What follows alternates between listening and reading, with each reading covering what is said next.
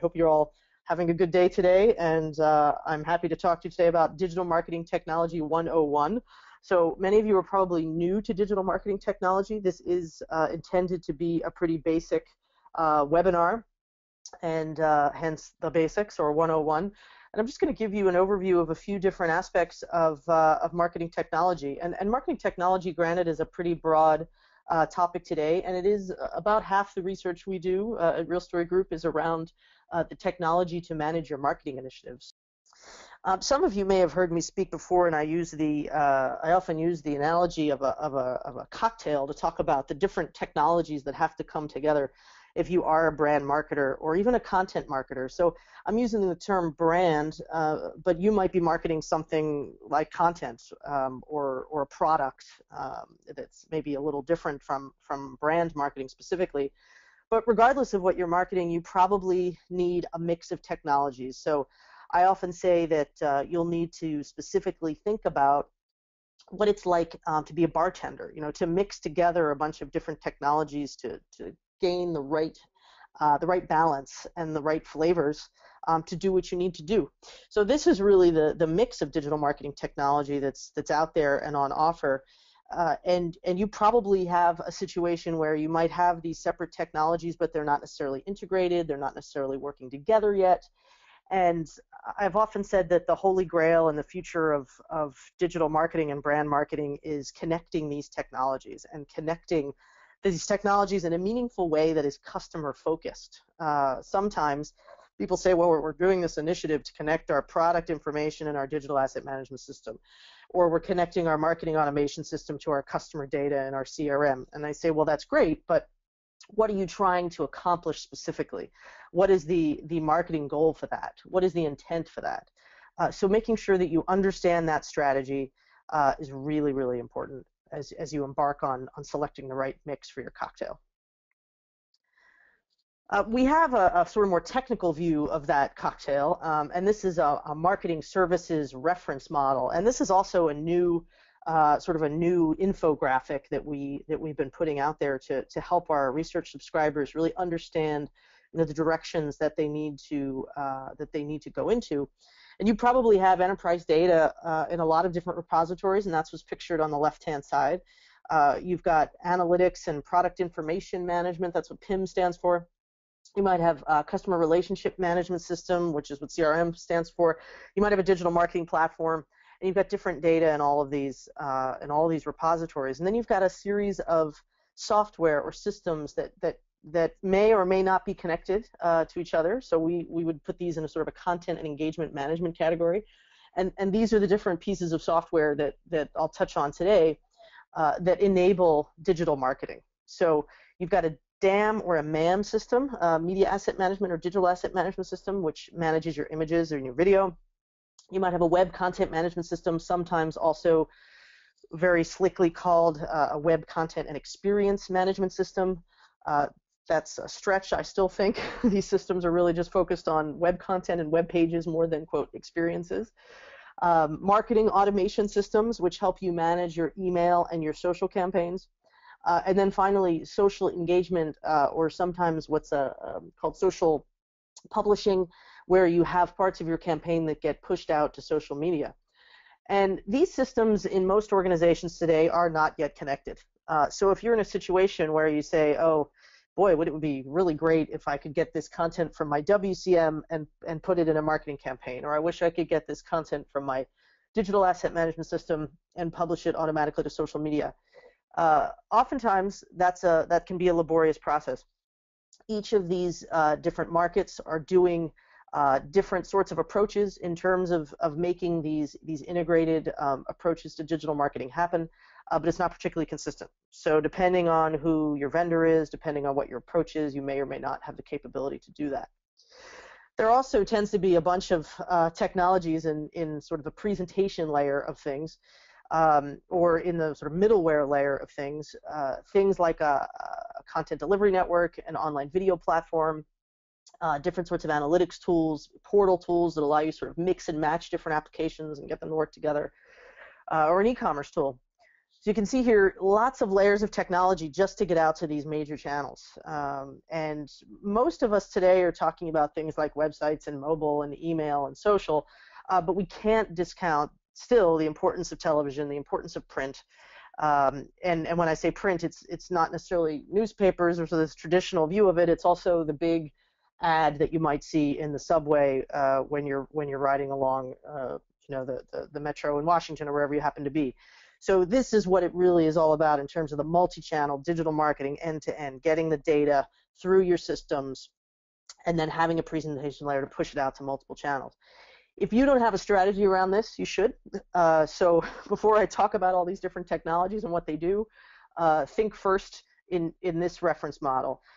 Take this reference model to your CTO or your CMO or your CIO if you are not that person listening right now, and say, as an organization, we need to have a plan around this. We need to have a strategy around that. And obviously, if you need help, Real Story Group will be happy to help you plan around this. Okay, so let's break these tools apart, do a little surgery here, and talk about what each of these do and how they might assist you and help you be a better digital marketer. All right, first, DAM. If you're on this webinar because perhaps you know me, you probably already know what DAM is, so I won't spend too much time on this, but DAM is a technology that manages our rich media. Rich media is really a very late 90s term, but I like to still use it because it focuses very specifically on non-textual assets, photos, graphics, audio, video, etc. Usually these assets are part of a digital marketing campaign. It's important to note that a DAM system does not manage that campaign. The DAM system manages the pieces of it and usually pushes it to another system of some kind that's actually doing the assembly and the distribution. DAM vendors might tell you that they assemble and distribute campaigns, but it's really not truly the case in the core sense. So we'll get into the differences there in a minute.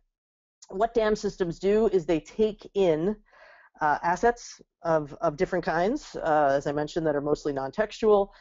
They manage, format, organize, standardize them, convert them into various formats that are appropriate then for those different channels that we listed on the reference model. So things like television, your laptop, your mobile device, your television, whatever it might be. So that's really fundamentally what a DAM does. If you have a DAM vendor that's telling you that the system also does other things, odds are it's probably a third-party tool that's doing it. So we'll get into what some of those third-party tools are in a moment. That's fundamentally what DAM is. These are the scenarios that DAM fulfills. And as many of you might know, we evaluate vendors through the lens of use case scenarios. So if you are a potential buyer or if you're an implementer of these systems, you can say to yourself, well, I'm a publisher and I'm focused on catalogs, or I am in the video department of my corporation and I'm really focused on audio and video review and approval. Then you can sort of hone in and understand what each vendor does well versus not well. And these are the scenarios for digital and media asset management. Very different from the tools that are marketing automation and social, and I'll get into that pronto. And I see questions are coming in. That's great. Please keep typing those, and I will definitely get to those once I'm through the slides. All right, let's talk about what marketing automation is. So digital and media asset management tools are holding the assets to help you assemble actual assets to distribute, but then how do you actually tend to distribute those assets? How do you turn that into a marketing campaign? So you might use a DAM to just push a video to a website or a content delivery network, but you're not generally going to use your digital asset management system to do marketing automation unless you've really done quite a bit of custom work with it. So let's talk specifically about what marketing automation is. Marketing automation is really a platform that helps you build, engage, and promote leads to a marketing database. So you might have a database of customers, users, prospects, I would say, and you have their names, and normally you would know something about them, where they came from, how they found you, whether it was a Google search or something, some kind of campaign that you already ran. In a B2B scenario, you would use these tools specifically to qualify and nurture the leads. So remember the funnel that I showed earlier. You get those leads in, you've generated those leads, and then you start putting them through the funnel. And this technology allows you to do things that allow you to nurture and qualify them. And if you have a B2C scenario, you're really trying to generate offers generally. Sometimes this is called an offer engine or an arbitration engine, where you have a consumer and there's a sale and you're trying to get them into the store to buy that thing. You're trying to get them to the website to take advantage of the sale and order something. So you're trying to drive transactions with these tools. So it should be very clear at this point how different this is from a DAM system, or how different this is from a web content management system. It's really about engagement and qualification and nurturing. We'll get into some more detail on that. I just want to explain the difference between that and a social media monitoring tool, which is another sort of digital marketing technology that goes out onto the social web and finds words, phrases, and influencers for you. So if you have a particular brand name, you have a particular product name, you can go out there and you can say to the software, I should say specifically, monitor for these words, phrases, and find for me the people who are using them or influencing how people think about these things, or how people are talking about these things. So this typically includes monitoring things like Facebook or LinkedIn or Twitter, even major blogging platforms, to understand what are people saying about my brand. Here's an example from a tweet. And this is someone who's talking about their lean cuisine lunch. And for those of you who aren't in the US or Canada, I think lean cuisine is a brand that's exclusively North America. This is a frozen food thing that you would put in your freezer and stick in the microwave and warm up and eat. And so somebody has tweeted, "Ugh, I bought a lean cuisine for lunch and it's nasty. I guess that means I get to go home for lunch. Oh darn." So this technology here is essentially dissecting this tweet, and it's showing that the tweet is tweeted by this particular person. It's determining what the brand name is. So I'm saying, go out and find lean cuisine. It's determining that it's a negative sentiment because they're using the word nasty, right? So nasty is a very clearly negative word, and it's also determining that this was a lunch thing. So you can actually use the technology to determine when somebody experienced the product or used the product, and then of course also if there is information about this person as a male or where they're located, if they have geo services turned on, for example, you can also gather that. So this gives you quite a bit of information about what this person thinks about lean cuisine, where they are, who they are, etc. So that's just an example of what social media monitoring is. And I see lots more questions coming in. Many of you have already asked, by the way, I'll just pause here. If you can get a copy of the slides, there will be a recording of the webinar available, so you'll get a follow-up email afterwards about that. Okay, so what do people use social media monitoring technology for? They want to know what people are discussing and saying about the brand. They want to benchmark offerings with competitors. This is increasingly important across many industries, just to understand, are people talking about our competitor's product more than they're talking about our product? How is that affecting our sales? What does this mean for us in particular? You want to gather feedback on your offerings. So let's say you have a product rollout and you want to understand exactly what the response is. You might want to resolve customer complaints, handle customer service. You might want to gather competitive intelligence as well, so that you can go back and potentially adapt your campaigns or your product to what people are saying about your competitors. And then finally, who influences your brands? So if you have somebody out there who's complaining all the time about your brand or your product and what's happening and what you do, you might want to try to mitigate that. You might want to try to talk to that person. On the flip side, if you have someone who's a huge brand advocate, a huge brand influencer, you might want to cultivate that and take advantage of it. So why are people interested in these technologies? And when we talk about digital marketing technologies, these are really the two core ones that we talk about: marketing automation and social media monitoring and publishing.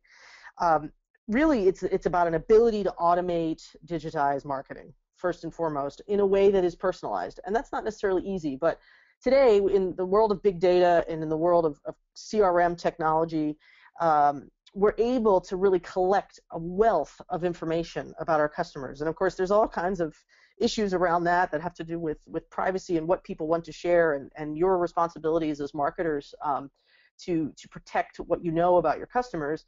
That's the topic of a whole other webinar, but it does allow you to personalize based on what you know about them. And that's an extremely powerful holy grail for marketers today. So understanding that business case and also being able to meet customers in the channel of their choosing. So, I'm somebody, when I have a complaint, I often go to Twitter because it's quicker than going to a call center and sitting on hold.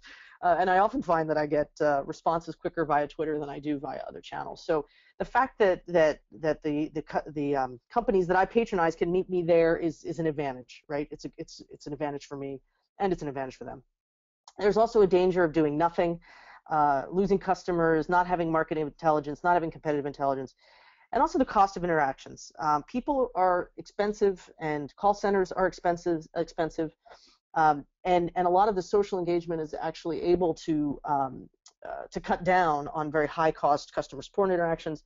And then also managing crises, because if there's a lot that's out there on social media in terms of something going on with your product, things being said, you need to be able to mitigate and address that. So in some cases, there is some functional overlap in these tools, and that's what I'm going to address in a moment here, and talk about the different functionality of these tools. So marketing automation helps you generate landing pages, manage landing pages, campaign management, lead management, etc. But in terms of social media campaigns and also social media engagement, there are some elements of marketing automation tools that allow you to do that. So sometimes you're publishing out to social media, but then you need a separate tool to actually monitor what all the results are. And that's everything on the right-hand side. So keep that in mind, that it might just not be one vendor or one tool that does this. Oftentimes it might be two specialized vendors or one vendor and two separate tools that do the back and forth. Okay, here are the use case scenarios for these two technologies, and this is specifically when we evaluate these tools. These are the use case scenarios that we look at, and the lens through which we observe these specific, I should say the lens through which we evaluate and rate these specific technologies. So I've talked about some of these things already, but we look at, what's the marketing objective, and then what's the channel emphasis. And we find that there's a lot of differentiation here in terms of what these tools are focused on, as far as are they out there to publish or to monitor. Are they B2C oriented or B2B oriented? Very, very different tools that focus in these areas specifically. And then finally, what channel are they emphasized on? So some are very focused on email, some are more mobile oriented campaigns, SMS, mobile web, etc., and others that are more focused on multi-channel. There's also some overlap in marketing automation and DAM tools. So sometimes if you're managing your images or you're managing agencies and collaborating with agencies through your DAM, that is often to the end or in the service of creating marketing campaigns that will be automated, right? So you can also assume that these systems are going to have to connect and be integrated somehow. And that's going to depend on what your process is. It's going to depend on what your goals are. But really connecting these is also extremely important. And some DAM vendors are even targeting either purchasing marketing automation tools or writing their own that are automatically integrated and part of the DAM already. So that's another factor to keep in mind as you look at this particular marketplace. Okay, while I have this up, I'm just going to go on mute for a second and blow my nose because I do have such a terrible cold. This is a list of the dimensions of marketing automation and social technology. So just have a look at this for a minute while I go on mute. I'll be right back.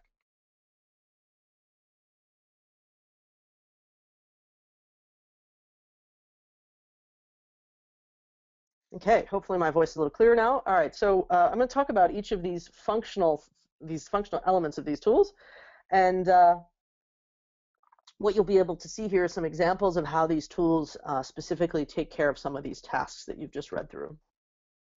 All right, here's an example of lead management.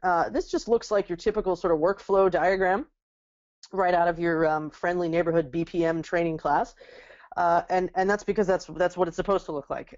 These tools allow you to map out a lead process.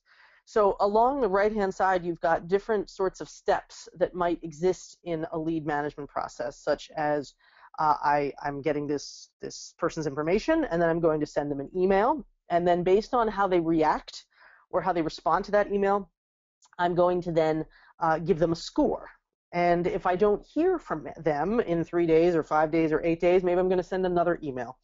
And you can obviously automate that process. You can set all the emails up in advance. It'll store those emails and then send them up send them out based on a score or a subsequent action or a lack of action. And that's what this workflow really represents. Now, you heard me mention scoring, and I think this is one of the most interesting things about these tools is that it allows you to really prioritize how important each particular lead is to you. So you can see there's a list of activities here on this particular screenshot, and this is from a tool called Acton. And what you have here is these activities. We say, okay, this person was sent a message, then they opened the message, and then maybe they clicked on a message. Now you can see there's 3 different numbers there. If they were sent a message, they get 10 points. If they opened the message, they get 20 points. But if they actually clicked on something in the message, that means that your email was really good and it sparked their interest and they clicked on it, they get another 30 points. So for someone who did all 3 of those things, they're going to have a very high score. And it's going to specifically sort of move that lead up in terms of priority so that maybe your salesperson knows to call them, or maybe you decide that you're going to send them more emails because obviously they're engaged in your content or your product or your campaign. And this is something I find one of the most powerful things and useful things within these technologies is that you can really prioritize based on these different criteria, and that's obviously something that's very, very effective. And then you have campaign management is another function. So this is a screenshot that looks very similar to the other workflow tool, and it's similar to the lead management, but it's allowing you to do a workflow around a campaign. So specifically, maybe there's a set of emails you send out, and then there's an action that once you get to a certain point, or this lead gets to a certain score, it's time to actually give them a call because you have enough evidence to qualify that they have interest. And now it's worth the human effort to call them up. So then your sales guy might get some kind of email that says, hey, call this guy. He's obviously engaged. He opened 5 of our emails. He clicked 3 times, whatever it might be. So that's what this is illustrating here. You might also use these tools to manage landing pages. And this is where you'll find there's some crossover with web content management as well. Many web content management tools will allow you to set up a landing page for a campaign. In this particular case, it's just showing an example of what it's like to set up that landing page. It can be super simple where you're just picking images. Those images might come from your DAM system, of course. And then you have sort of columns you can pick, a look and feel, a template. You plug your images in, and then you have a landing page that allows you to measure and track and collect analytics as far as what happens with your campaign. I see the questions coming in. There's a lot. I will be sure to get to those soon. Thank you. Keep typing them in. All right, let's talk a little bit about the social media monitoring piece, and I'll give you some examples of what these tools do. So an SMM platform, as I mentioned, is going out to the social web and understanding what's being said about your brand or your product or whatever. And there's really 2 parts of it: data collection and processing, and also analysis and presentation of what you end up collecting. Okay. Here's an example of that. So this is showing where this particular thing is being talked about, and it's also communicating the sentiment of what is being communicated. So the green is positive, the red is negative, and the yellow is mixed. And obviously most of the conversation about whatever's being monitored here is on a blog or on a forum. Okay, there's not much being discussed on Facebook, for example. And this is, I think moderately useful. It gives you some idea, but a lot of what comes back as mixed is because the tools can't necessarily determine whether it's positive or negative. If there's ambiguity in the language that's being used, if there's neutral language, it's very hard to sort of classify whether it's positive or negative. So we're finding that even though there's a lot of enthusiasm around these tools, people are not necessarily thrilled with the amount of human discernment that is still required to determine if this positive, negative, mixed thing is really accurate. Here's an example from the last presidential campaign, very timely since we have Election Day next week. But what we've got here was an analysis or a test that we did against the Republican candidates that were debating the night of one of the Republican debates. And this was interesting because you can see it goes from about 7 o'clock in the evening up until 9:15 or so at night. And what this is showing is essentially it's bringing back intelligence as far as what was being said on social media about these particular candidates, what was being pulled out of the debates, and what was being said, and what was getting the most attention during those times. So you've got a tag cloud under each of the candidates as far as showing what was getting the most attention. And then you also have the most commonly said phrase, and then how many times that phrase was tweeted or mentioned specifically during the debate. So you could do the same thing if you had a product rollout, right? You could be monitoring your own product versus 2 other competitor products if you wanted to do it in a similar fashion. Obviously, during a presidential debate, this was a fine time to be sort of playing with this software and testing it. Okay, so once you get all this data in, right, you've got the information, you've got the terms, you've got the positive and negative. As I mentioned, there tends to be a lot of noise and some phrases that are difficult to determine exactly what they are and what they mean. So you have to make sure that you separate the signal to noise and you understand the signal to noise ratio. I should say separate the signal from the noise, understand the ratio. You might have to dedupe. You have to understand that if something is retweeted, that it's not necessarily more, it's just repeats. So you need to think about whether this applies and how this affects you. Processing and identifying, pardon me, having to take another drink because of my throat. Processing and identifying meaning is in itself a huge topic. So making sure that when you think something means what it means, you have to be sure that it does. Just like the example that I used here, this one was pretty obvious because it used very strong language, but not all tweets do, as you might imagine. When this data comes back, you're going to get a dashboard. You can customize the views in many different ways. Here's an example of what these dashboards look like. Pretty complex stuff. This one's showing you where the tweets are coming from, or where it's not necessarily tweets in this case. It's any kind of social activity.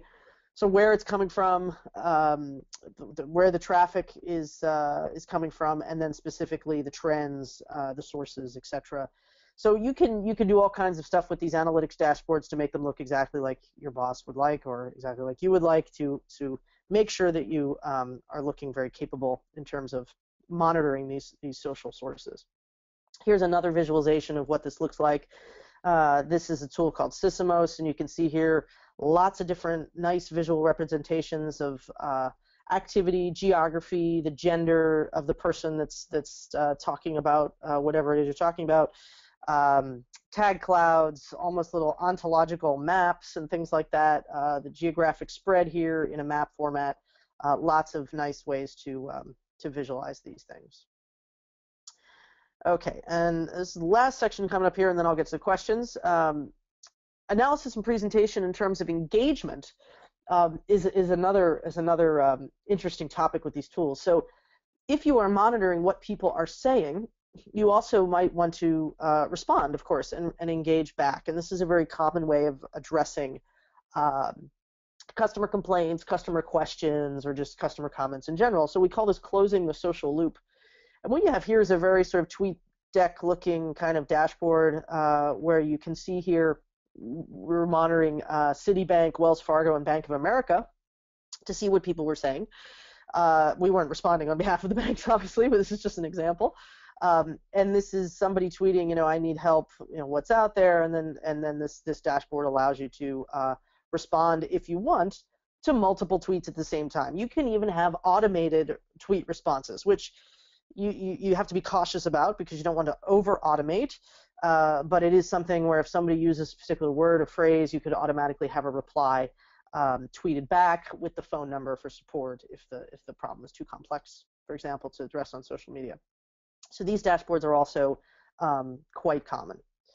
So just be sure to understand that a lot of this, if you're doing it online, will not necessarily end up in your CRM, and you won't necessarily be able to track what the whole sequence was. And one of the biggest challenges of using these technologies is that oftentimes what you're tracking in your CRM is not linked to what's tracking in your social tool, excuse me, and you might have to somehow integrate all the activity around a certain user in one place. And usually that happens in the CRM. The CRM tends to be the nexus of all this activity, and it tends to be where you'll have the largest quantity of content about your customers. So be sure you understand that, and also be sure if you want to be alerted about particular conversations, if you want to be alerted about particular things, that's something that you can have these tools do. But you might have to link back to your CRM to say, oh, I know I have more data on this customer somewhere else, even though you're being alerted through a social media monitoring tool or a marketing automation tool. So again, it's a matter of bringing this data together, and that can be a tricky initiative. You can also, of course, influence the lead score. So going back to that example I showed about ranking and giving different leads scores, if they have a lot of activity on Twitter, you might also want to go back and change their score somehow and use that as an enhancement quality to rank them higher in terms of their engagement. Here's another example of one of these dashboards for social media monitoring. The title where it says cool but costly is definitely intentional. These are very slick and cool tools, but they're also quite expensive. So make sure that there's a real value to doing it this way, and you want to evaluate whether it's worth the cost for you. So coming back to my bubbles here and the brand marketer's cocktail, this integration, and I started this webinar by showing showing the subway map and also the reference model. And really, it comes back to integrating both data and functionality. And this idea of the contemporary digital marketing toolkit incorporates, all these different tools that I've talked about. And there's a great deal of functional and data exchange that really has to happen for this to be successful. So we're talking about web content management platforms, automation in terms of marketing, usually analytics as well. And I didn't get into all these other tools because I was focused today on marketing, automation, and social. But be sure to think about building a strategy around these items because bringing it together is really what it's all about. So I'll just finish by showing you a few pictures of all the vendors that are involved in selling these sorts of tools. There's a lot. We evaluate over 250 vendors at Real Story Group, and the marketing toolkit is about half of that. So here's the overview, and I'm sure many of you know a lot of these vendors already. We evaluate tools from every single one of these vendors. And before I address the questions, I want to talk about this idea of a digital marketing suite, because I'm sure many of you are trying to assess which tools from this mix you need. And many vendors, especially the large ones, will say, we will sell you everything in this cocktail. We will be your master bartender, and we will mix it all up for you, and we'll make it all perfect. And the reality is, remember, even if you're buying all these tools from one vendor, suites are not always sweet, as we often say. So that's S-U-I-T-E is not always S-W-E-E-T, because these are a series of acquisitions. They don't necessarily integrate well, and just because you're buying all these tools from one vendor does not mean that they already connect. So this is just some examples of pitches from Adobe and Oracle and IBM, showing how their product strategy involves bringing all these tools together. But just be cautious as a buyer to understand that it's not necessarily a better deal, either financially or technically, to buy from all one vendor.